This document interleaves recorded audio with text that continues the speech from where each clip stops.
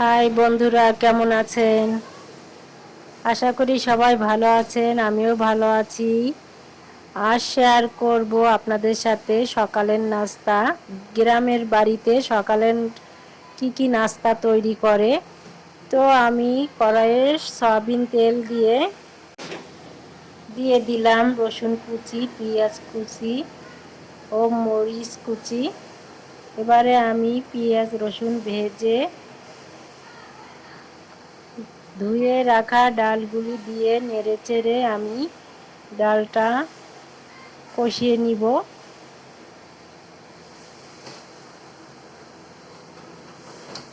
দিয়ে দিব স্বাদ মতো লবণ,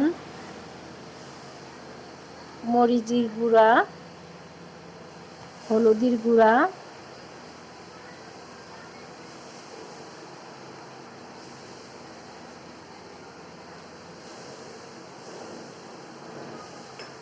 এবারে নেড়ে চেড়ে আমি কিছুক্ষণ ভালোভাবে কষিয়ে নিব।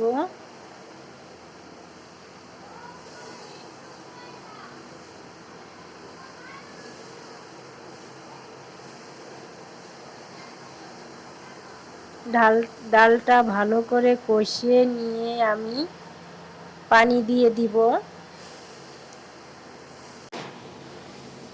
বন্ধুরা, যারা আমার চ্যানেলটি এখনও সাবস্ক্রাইব করেন নাই, তাদের প্রতি অনুরোধ রইল সাবস্ক্রাইব করে আমার পাশে থাকবেন আর লাইক কমেন্টস করে আমাকে সহযোগিতা করবেন।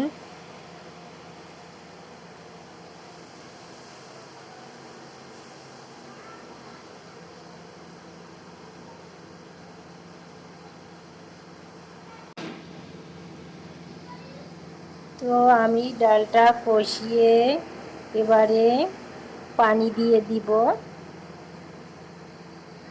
পানি দিয়ে নেড়ে চেড়ে আমি এবারে ডালটা রান্না করে নিব।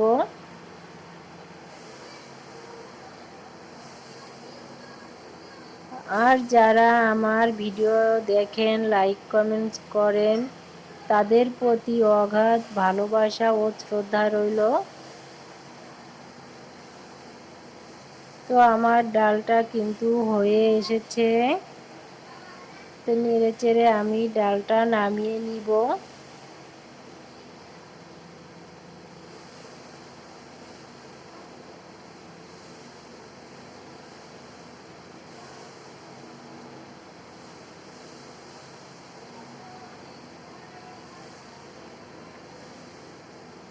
তো গ্রামের বাড়িতে কিন্তু সকালবেলা ডাল, আলু ভর্তা, ডিম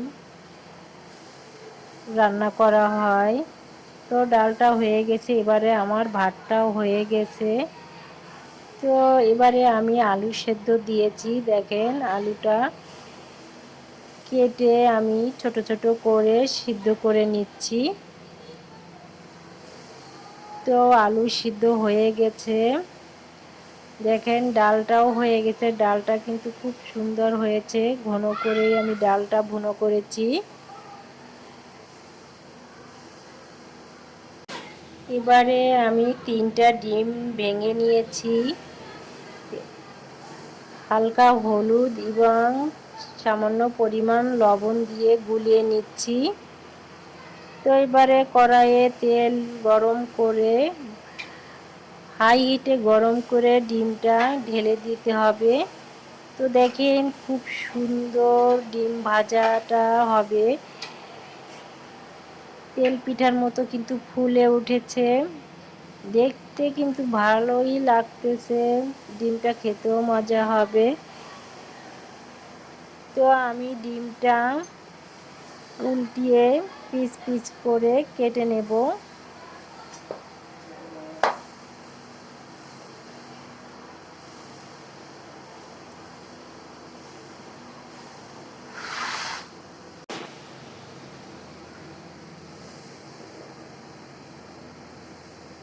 ডালের সাথে এভাবে ডিম ভাজা, তারপরে আলু ভর্তা খেতে কিন্তু খুবই মজা লাগে।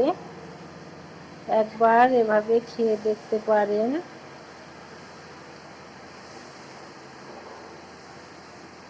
আমরা কিন্তু গ্রামে এভাবে রান্না করে থাকি।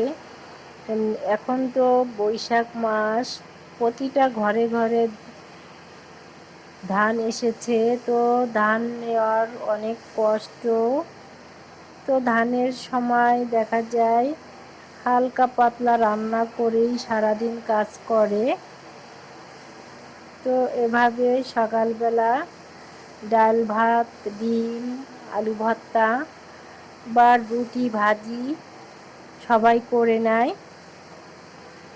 তো সারাদিন রান্না করার সময় হয় না, এজন্য আমি ভিডিও ছাড়তে পারি না। তো রুটি এবং আলু ভাজা এবং আলু ভর্তা